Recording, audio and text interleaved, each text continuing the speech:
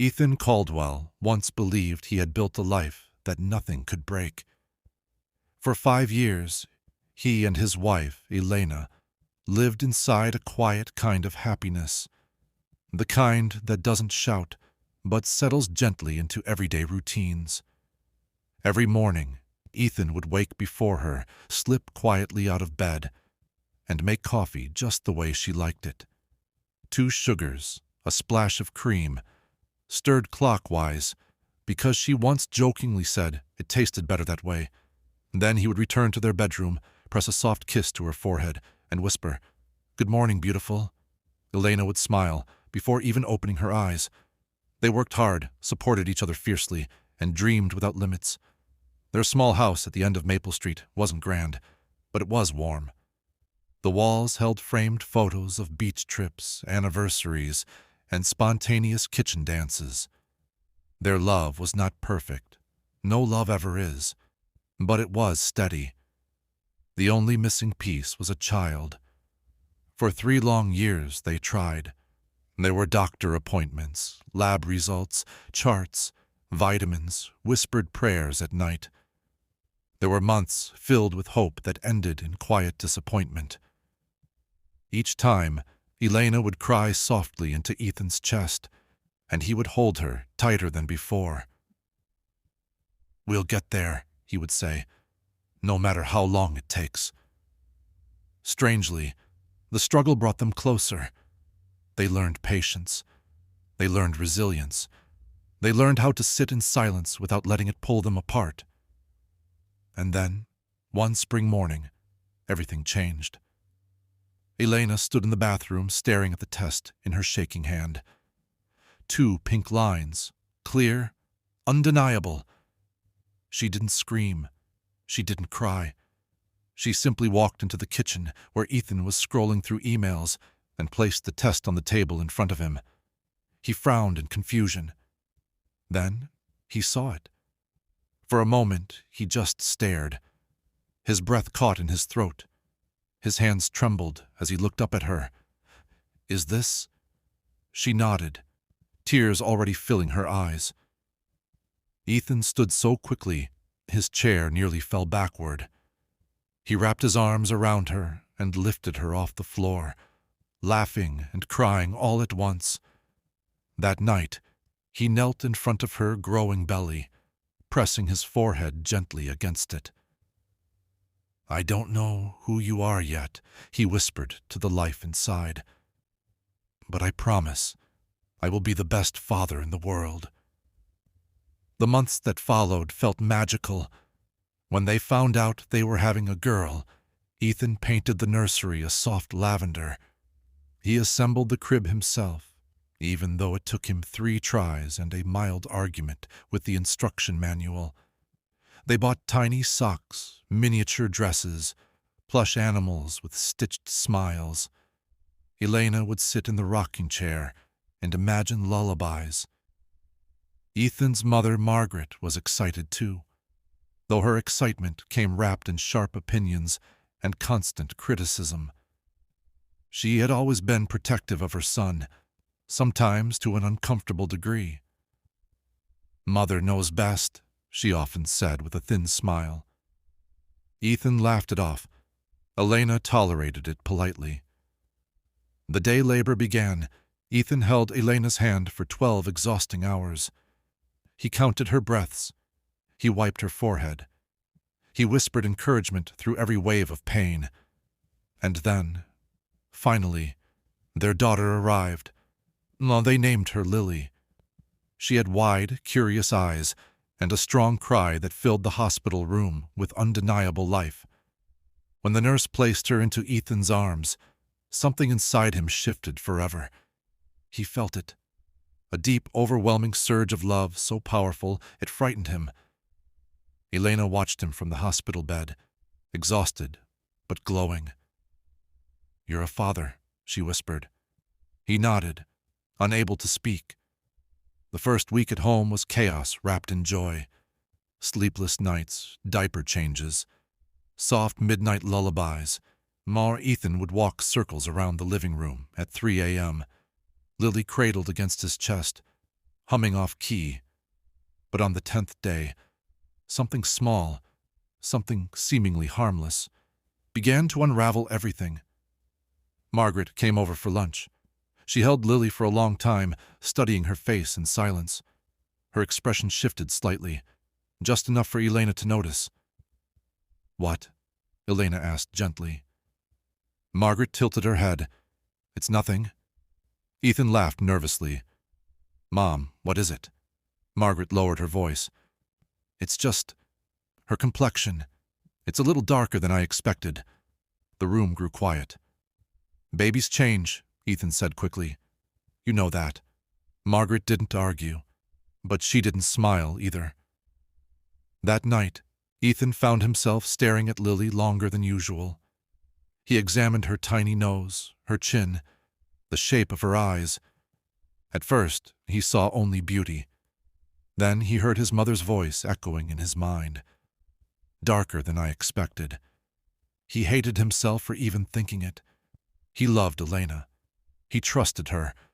But doubt, once planted, does not remain still. Over the following weeks, Margaret made subtle comments. Nothing direct, nothing cruel, just observations. Does she look like anyone on Elena's side? Genetics can be surprising. Sometimes people aren't who we think they are. Ethan began comparing photos. His own baby pictures, Elena's childhood portraits. He started noticing differences that may or may not have existed. His best friend, Daniel, noticed his distraction one afternoon over coffee. "You okay?" Daniel asked. Ethan hesitated. Then he confessed the doubt he was ashamed to admit. Daniel didn't calm him. "Man," he said carefully, "these days you can't be too sure. DNA tests exist for a reason." That night, Ethan lay awake beside Elena. She slept peacefully, one hand resting protectively on Lily's bassinet. For the first time in 5 years, he questioned her. The doubt began to grow teeth, and slowly, painfully, love began to fracture. Doubt does not arrive like thunder. It begins as a whisper. Ethan tried to ignore it. He truly did. Every time Lily wrapped her tiny fingers around his thumb, his heart softened. Every time Elena smiled at him across the room, the woman who had stood beside him through years of struggle, he felt ashamed for questioning her. But doubt, once fed, grows hungry. Margaret visited more often. She never accused Elena directly. That would have been too obvious. Instead, she spoke in suggestions. "It's strange how genetics work," she murmured one afternoon while Lily slept. "Sometimes babies resemble unexpected people." Ethan forced a laugh. "Mom, stop." But she didn't. "I just don't want you to look foolish, sweetheart." The word foolish lingered. Daniel added fuel. "If there's even 1% uncertainty," he said during another coffee break, "you deserve clarity. A man has the right to know." Right to know. Ethan repeated the phrase in his head like justification. He began studying Elena's behavior. Every phone call made him tense. Every text notification stirred suspicion. When she smiled at her screen, he wondered who she was messaging. When she stepped into another room to answer a call from her sister, his stomach twisted. He hated himself for it, but instead of confronting his fear calmly, he let it fester. One evening, during a family dinner at their house, the tension finally cracked. Margaret held Lily again, examining her face under the light. "She really doesn't resemble the Caldwell side," she said flatly. Elena stiffened. "She's only a few weeks old." Margaret gave a tight smile. "Of course." Ethan's chest tightened. His pulse pounded in his ears. Daniel's words echoed. "You deserve clarity." Margaret's voice layered over it. "Don't look foolish." Suddenly, Ethan slammed his hand on the table. The plates rattled. Lily startled awake and began to cry. "That's enough," he said. But his anger wasn't directed at his mother. He turned to Elena. "Tell me the truth." Her face went pale. "What?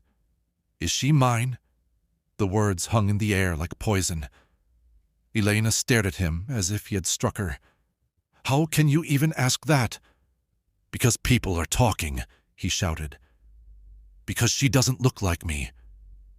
"She's a baby, Ethan," Elena's voice cracked. "She is your daughter. I would never betray you. Never." But he was no longer listening. He saw only confirmation in her tears, guilt in her shock, lies in her defense. "Swear it," he demanded. "I swear on my life." But doubt had already consumed him. Elena, trembling, picked up her phone. "I'm calling my mother. This is insane. You're not thinking clearly." Ethan's mind twisted the gesture. Calling him, he thought. Calling whoever he is. Before she could finish dialing, he ripped the phone from her hand and hurled it against the wall. It shattered on impact. Lily screamed louder. Elena stepped back, clutching the baby to her chest. "You've lost your mind," she whispered. "Pack your things," Ethan said, his voice cold now, dangerously calm. "If she's not mine, you're not staying in my house." Elena's breath caught. "Your house?" Margaret stood from the couch, arms crossed. "You're doing the right thing, Ethan. A man must protect his dignity." Those words sealed it. Elena searched Ethan's face for softness, for hesitation, for the man who once knelt before her belly and promised forever. She found none. Slowly she climbed the stairs. Each step felt like a farewell to a life she loved. In their bedroom, the room filled with memories, laughter, whispered dreams, she packed a small suitcase. Her hands shook so badly she could barely fold Lily's tiny lavender onesies. Tears fell onto the fabric. Downstairs, Ethan stood rigid near the door, jaw clenched, breathing hard as if bracing for impact. 20 minutes later, Elena descended the stairs, Lily wrapped tightly in a blanket, suitcase in hand. She stopped in front of him. "Please," she said quietly. "Look at me. You know me. 5 years, Ethan. 5 years. I have never lied to you." His eyes flickered. For one fragile second, doubt shifted into uncertainty, but Margaret stepped closer. "Don't let tears manipulate you." The door opened. Outside, rain poured from a darkened sky. Cold, relentless, unforgiving. Elena hesitated only a moment before stepping out into it. She shielded Lily with her coat, absorbing the rain herself. Ethan watched her walk down the driveway. He almost called her back. Almost. But pride is louder than love when fear controls the heart. The door closed. The sound echoed through the house like a final verdict. Silence followed, heavy, suffocating. The nursery light remained upstairs, casting a soft lavender glow into an empty hallway. That night, Ethan didn't sleep. He paced the living room, replaying the scene over and over. His anger slowly cooled, leaving something colder behind. An unfamiliar emptiness. The house felt different. Too quiet. No soft cries, no lullabies. No Elena humming in the kitchen. It just rained against the windows. Days passed. At first, he told himself he had done the right thing. That truth would surface. That she would confess. That he had protected himself. But weeks went by. No confession came. No explanation. Only silence. The nursery door remained closed. He couldn't bring himself to enter. Daniel stopped calling as often. The drama had faded for him. Margaret still visited, but her comments now irritated Ethan instead of reassuring him. "You'll find someone better," she said once. The words struck him strangely. Better? He didn't want better. He wanted his wife. One afternoon, while cleaning the closet in an attempt to distract himself, Something small fell from a shelf. A tiny lavender baby shoe. Lily's. He picked it up slowly. It fits in the palm of his hand. Memories flooded back.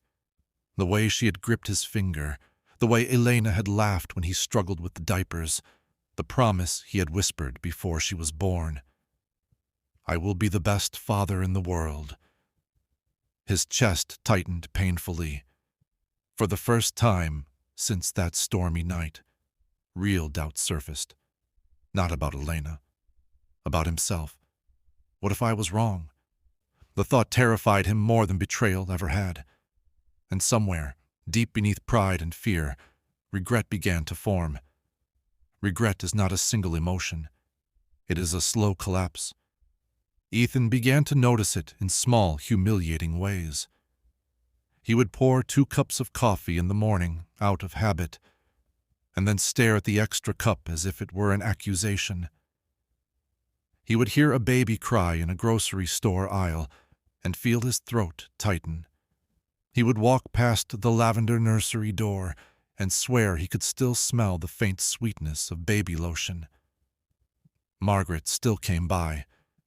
She still spoke with certainty, as if certainty could erase consequences. "You'll be fine," she said one evening, sweeping her gaze over the quiet house. "You did what any self-respecting man would do." Ethan didn't answer. He wasn't sure what self-respecting even meant anymore. A week later, as he sorted through mail, he found a thick envelope from the hospital where Lily had been born. The logo was stamped in the corner. His heart jolted. He opened it with trembling fingers. Inside were medical documents, charts, technical notes, genetic terms he didn't fully understand. The words blurred as his pulse hammered. Before he could process any of it, his phone rang. Unknown number. He hesitated, then answered. "Mr. Caldwell?" a professional voice asked. "Yes." "This is Dr. Bennett from the hospital's genetics department. I need to speak with you urgently regarding your daughter, Lily." The word daughter hit Ethan like a blow. "My daughter?" he repeated faintly. "Yes, sir. Please come in as soon as possible. It's important." Ethan's mouth went dry. "Is she okay?" "She is stable," Dr. Bennett replied carefully. "But we discovered something during our recent routine exams. It concerns her genetic inheritance. We need to explain it to you in person." Ethan barely remembered grabbing his keys, barely remembered driving.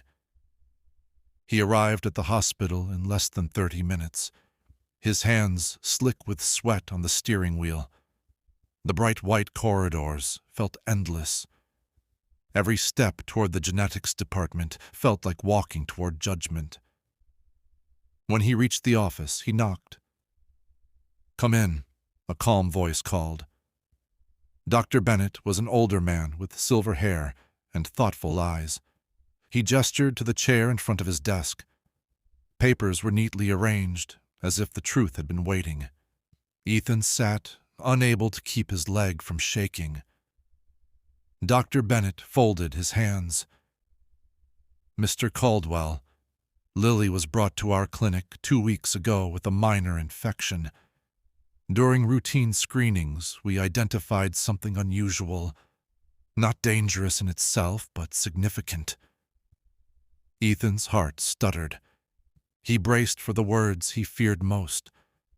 But the doctor's next sentence did not confirm Ethan's suspicion. It destroyed it. "Lily has a rare hereditary expression pattern called genetic atavism," Dr. Bennett said. "In simple terms, traits from earlier generations can reappear in descendants, sometimes quite strongly." Ethan blinked. What does that mean?" "It means a child may resemble an ancestor more than a parent," the doctor explained. "Skin tone, facial features, certain structural traits. These can skip generations, then appear unexpectedly." Ethan stared, not understanding. Dr. Bennett slid several printed photographs across the desk. We requested family records with your consent forms from the birth paperwork. Hospital archives helped us locate a few early-generation family photos. Look here. Ethan picked up the photos. His hands began to shake violently. The first photo showed a baby boy, old-fashioned clothing, sepia tint. The picture slightly worn with age. But the face, Ethan's breath caught. The baby in the photograph had the same wide eyes, the same mouth, the same nose, even the same warm tone of skin that had sparked the cruel whispers. It was Lily, or it might as well have been. That is, Ethan whispered. Your paternal grandfather, Dr. Bennett said gently. As an infant. Ethan's vision swam. His mind tried to reject it, but the resemblance was undeniable. It was like time had folded in on itself. Dr. Bennett placed one more document on the desk and slid it forward. This is the paternity analysis we ran using archived samples from Lily's birth. It is conclusive. Ethan couldn't move, couldn't speak. Dr. Bennett pointed to a section near the bottom. Probability of paternity, 99.9%.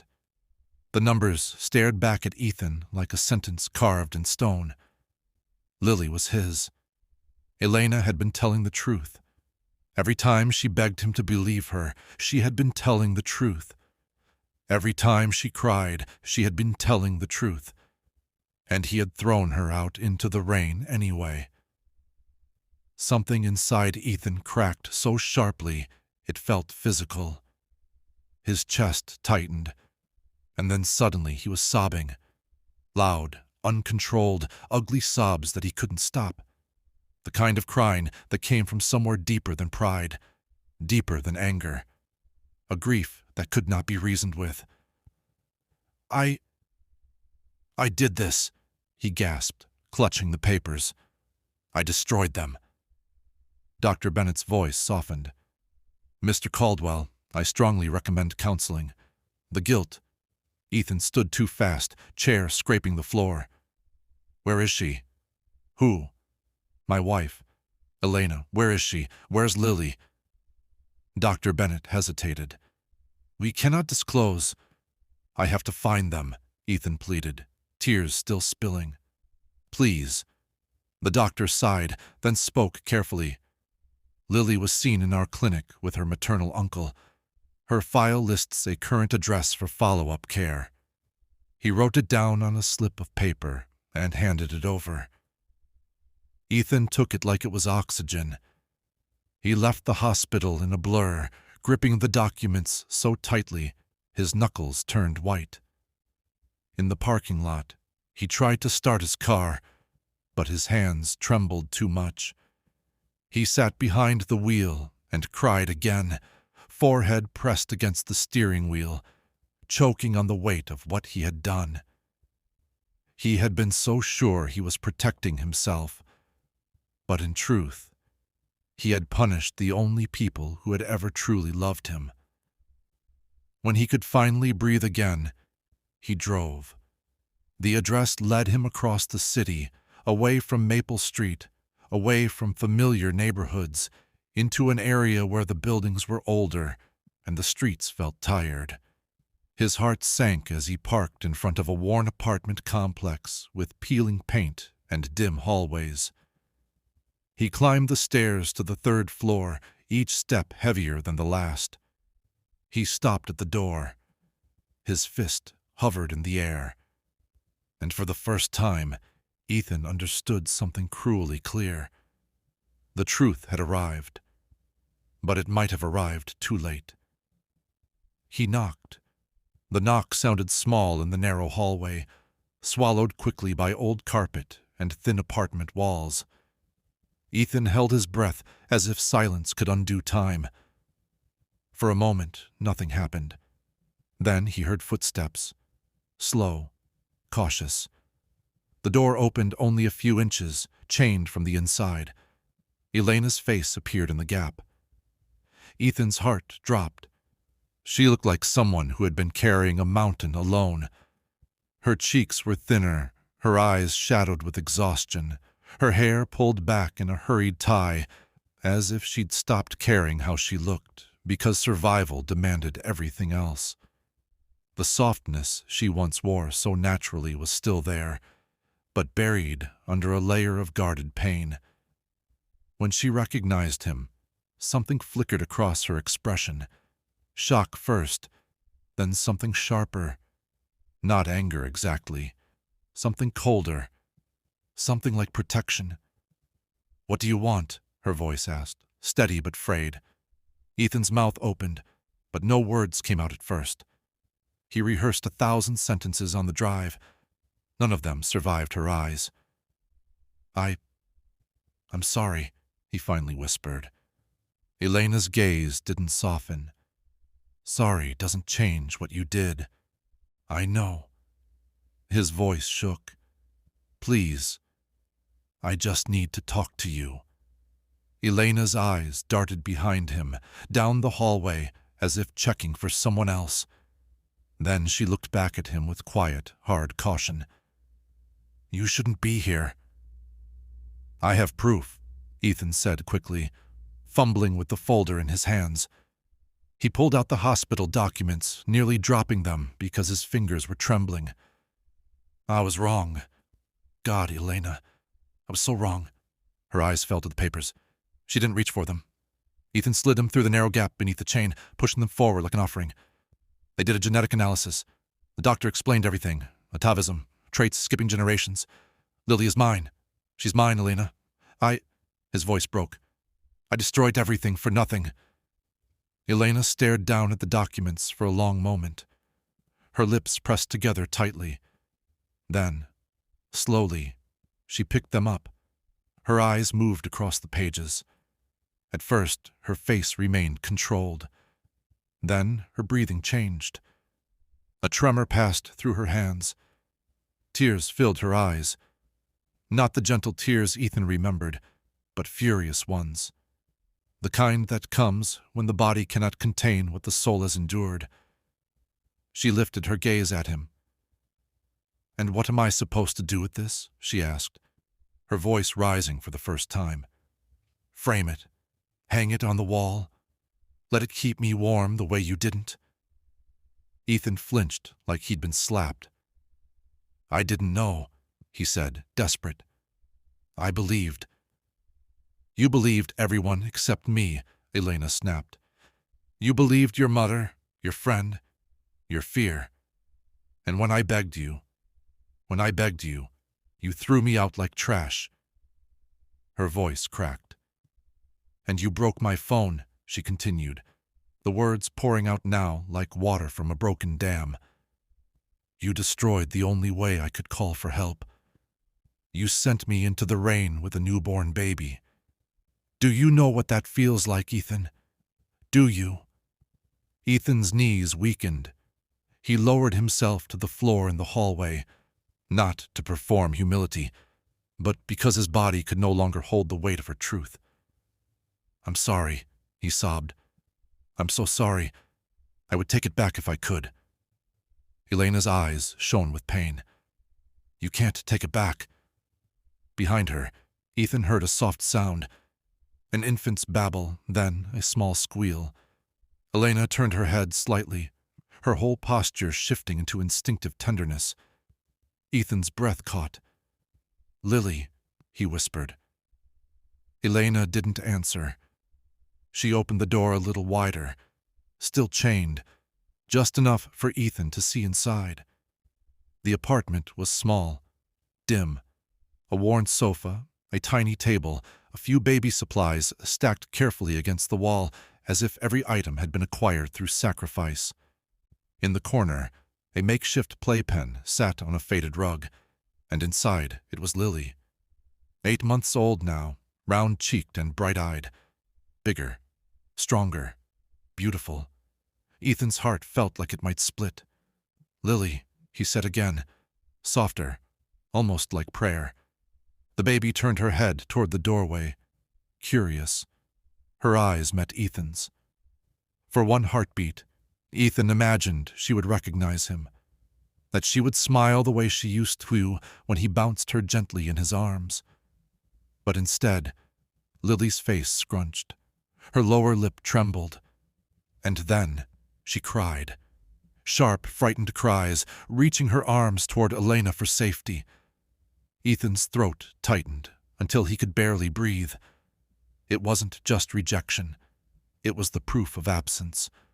Proof that he had become a stranger to his own child. Elena rushed to lift her from the playpen, murmuring comfort. "Shh, baby. It's okay. It's okay." Lily buried her face in Elena's shoulder. Ethan covered his mouth with his hand, broken. A movement in the back of the room caught his eye. A young man stepped into view, tall and lean, his expression instantly protective when he saw Ethan at the door. His features resembled Elena's. Same eyes, same jawline, only younger. "Elena?" the young man asked, voice wary. "Who is that?" Elena's answer came flat. "It's Ethan." The young man's gaze hardened. He moved closer, standing behind Elena like a shield. Ethan understood immediately. This was Theo, Elena's younger brother, the one she'd once mentioned casually in conversation, the one who lived in another city, the one who must have come running when Elena finally found a way to reach her family. Theo looked Ethan up and down with something close to disgust. "You've got nerve showing up." Ethan couldn't argue. Lily, still fussing, reached toward Theo suddenly, her small hands opening and closing. Theo stepped in and gently touched her tiny fingers. The baby's crying softened, as if comforted by his presence. Then Lily made a sound, not a clear word, but close enough to stab. "Dada!" she babbled toward Theo. Ethan's heart dropped straight through the floor. He didn't blame the baby. He didn't blame Theo. He blamed himself. Elena looked at Ethan with a terrible calm, as if the moment had confirmed what she already knew. "You see," she said quietly, "she doesn't know you." Aw, Ethan's voice was shredded. "I can fix it. I can—" "Please, Elena. Let me try. I'll do anything. Therapy. Counseling. Distance from my mother. I'll—" Elena shook her head, tears sliding down her cheeks again, but her eyes stayed firm. "You broke trust like it was nothing," she said. "And when trust breaks that violently, it doesn't return because someone is sorry. It doesn't return because someone finally believes the truth." She swallowed, her arms tightening around Lily. "She needs stability," Elena continued. "She needs safety, and I cannot risk her life on your fear again." Ethan's lips trembled. "So, what are you saying?" Elena looked at him as if the words hurt her too. "I'm saying you can help her," she whispered. "Financially, responsibly, the way you should have helped from the beginning." Ethan's eyes widened in horror. "No, Elena, please. Don't shut me out. She's my daughter." "She is," Elena said. "But being a father is more than biology. It's what you do when things get hard." She inhaled, trembling. "You weren't there when it mattered most." Ethan's tears fell freely. "Please give me a chance." Elena's face softened just a fraction, only enough to show the pain beneath the strength. "I already gave you 5 years," she said, "and you threw us away in 5 minutes." Then, very gently, she began closing the door. Ethan reached forward instinctively, but stopped himself. He knew he didn't deserve to touch her space. The door clicked shut. The chain slid free on the other side, and then the lock turned. Ethan remained on his knees in the hallway, staring at the place where her face had been. He listened to footsteps retreat inside, the soft sounds of Elena soothing Lily. Theo's low voice murmured something comforting. a life continuing without him. He pressed the documents to his chest, the proof of his innocence and the evidence of his guilt, and he finally understood the cruelest truth of all. Sometimes discovering the truth doesn't repair anything. Sometimes it only shows you exactly what you've destroyed. And that night, as Ethan stumbled back into the rain outside the old building, he didn't blame fate. He blamed the choice he made. Ethan drove home in silence, but the silence was not peaceful. It was punishment. The lavender nursery waited upstairs like a museum of the life he had shattered. When he stepped inside, the air felt colder than the rest of the house, as if love had been the heater all along. The crib sat untouched. The mobile above it hung still, frozen in the position it had been left. Ethan sank to the floor beside the crib and cried until his throat ached. Not the neat, quiet crying people can hide. This was the kind that drags you down and shows you who you really are. For the first time, he said the words out loud, fully, honestly, with no excuse to soften them. I abandoned my daughter. The sentence tasted like poison. He thought about Elena standing in the rain, shielding Lily with her coat. He imagined her walking to the bus station, holding a baby with no phone, no money, no certainty. He imagined the fear she must have swallowed just to keep moving. He had never seen that fear. He had been inside the house, safe, righteous, warm. That truth haunted him more than any imagined betrayal ever could. The next morning, Ethan did the first thing he should have done months ago. He cut the strings that had guided his anger. He called his mother. Margaret answered cheerfully. "Ethan, sweetheart?" "Don't call me that," he said, voice steady. "I went to the hospital." A pause. "What hospital?" "They ran tests," Ethan continued. "Lily is mine. Elena never cheated. I threw my wife and newborn child into the rain because I listened to you." Margaret's breath tightened. "Ethan, You only planted doubt," he cut in. "You only pushed when I was weak, and I'll let you." Silence. Then Margaret's voice hardened defensively. "If you were a man, you'd—" "No," Ethan said, shaking. "A man would have protected his family. A man would have asked questions calmly. A man wouldn't have broken his wife's phone and threatened her while she held a baby." Margaret sputtered, searching for control. "You're blaming me for your choices." Ethan swallowed. "You're right. I chose it, and I'm living with it. But here's what you need to understand. You will not poison my life again." Margaret's voice sharpened. "Ethan, if you ever speak about Elena again," he said, each word deliberate, "you will not be in my life. If you try to contact her or interfere, I will get a restraining order. I'm not discussing this." She said nothing. Ethan hung up. His hands trembled afterward, not because he feared her, but because he finally understood boundaries and how late he'd learned them. That afternoon, he called Daniel. His friend answered with casual ease. "Hey, man." "We're done," Ethan said. Daniel laughed, thinking it was a joke. "What?" Ethan's voice didn't change. "You fed my fear. You pushed DNA tests like they were entertainment. You watched my marriage collapse and didn't once tell me to breathe, to talk, to trust the woman I loved." Daniel scoffed.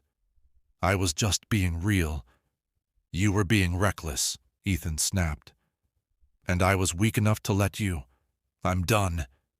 He ended the call and sat on his couch, staring at the blank TV screen. He felt alone, but the loneliness was honest now, and honesty, however painful, was the beginning of change. Within a week, Ethan started therapy. The first session, he could barely speak without shaking. The therapist didn't rescue him from guilt. She didn't pat his head and say it was all understandable. She simply guided him toward the truth. Ethan's fear of being hurt had been louder than his love. He learned that mistrust is often a form of control, a way to protect oneself by destroying the risk before it can destroy you. He learned that the cost of that protection is everything worth having. He learned to say, "I was wrong," without adding, "but." And then he did something Elena didn't expect. He stopped begging. Instead, he began rebuilding, quietly, consistently, without demanding reward. The first step was legal and financial responsibility. Ethan met with a family lawyer and arranged child support immediately, above what was required. Not as a bribe, not as a performance, but because Lily deserved security, regardless of whether Elena ever forgave him. He wrote Elena a letter. No dramatic poetry, no manipulation, no guilt traps. Just the truth. I don't deserve you. I don't deserve her. I will never ask you to forgive me on my timeline. I will only show you, through years if needed, that I can become safe. He mailed it with the support paperwork. Then he waited, not passively, but respectfully. Weeks passed. Elena did not call. Then one afternoon, Theo, Elena's brother, texted from an unknown number. "Stop sending long messages. We got the support. If you really mean what you say, prove it quietly." Ethan stared at the text, feeling both pain and relief. It wasn't forgiveness, but it was a door not fully sealed. He replied only, "Understood. Thank you." Months moved forward like slow seasons. Ethan kept going to therapy. He stopped drinking on lonely nights. He stopped letting rage drive his decisions. He volunteered at a community center on weekends, helping with repairs and tutoring. Small acts that made him remember he could still be useful to someone. He learned how to sit with discomfort without turning it into destruction. And then, one Saturday in early autumn, Theo called. Ethan answered immediately, heart racing. "Hello?" Theo's voice was guarded. "Elena's in the hospital." Ethan froze. "What? Is she?" "She's okay," Theo said quickly. "It's not life-threatening, but she got sick. She needs someone to watch Lily for a few hours while I handle paperwork. And before you think this is some reunion scene, Elena doesn't want you at her bedside." Ethan swallowed. "Okay." Theo hesitated. She said, "You can come to the apartment. Only if you can be calm. Only if you follow the rules." Ethan's voice shook. "I will." The drive felt like a second chance, wrapped in terror. When he arrived, Theo opened the door and stared at him like a bouncer at a club. "Shoes off." Theo said. "No sudden movements, no arguments. You don't speak about the past. You focus on Lily." Ethan nodded. Inside, Lily sat on the rug playing with blocks. She looked up when Ethan entered. This time, she didn't cry. She studied him with serious curiosity, as if trying to decide whether he belonged in her world. Ethan crouched slowly, keeping distance. "Hi," he whispered. Lily blinked. Then she returned to her blocks, unimpressed. Ethan almost laughed through his tears. Theo handed Ethan a list of instructions. Food, nap time, emergency contacts. "If she gets fussy, she likes being carried while you walk. Don't just stand there." Ethan took the paper like it was sacred. For the next few hours, Ethan did exactly what he was told. He warmed Lily's bottle carefully. He changed a diaper with clumsy concentration. When Lily fussed, he didn't panic. He lifted her gently and walked slow circles around the room, humming the same off-key tune he used to hum when she was newborn. Lily quieted. Her head rested against his shoulder, heavier than he remembered, warm and real. Ethan felt something break and heal at the same time. When she fell asleep, Theo watched him from across the room, suspicion softening into something else, something close to respect. "You're different," Theo said quietly. Ethan stared at the sleeping baby. "I'm trying." Theo nodded once. "Keep trying." That evening, Elena came home pale but stable. She didn't invite Ethan in for dinner. She didn't smile. She simply stood at the doorway and looked at him with tired eyes. "You did okay?" she asked. Ethan nodded. "I followed the rules." "She's asleep." A long pause. Elena's voice was quiet. "I'm not ready to forgive you." "I know," Ethan said. "I'm not asking for that." Elena studied him, as if searching for the old flames of anger. When she didn't find them, her shoulders lowered slightly.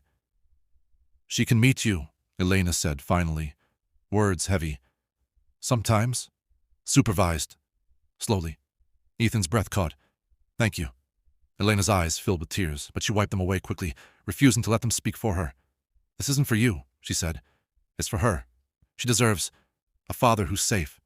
Ethan nodded, voice breaking. "That's what I want to become."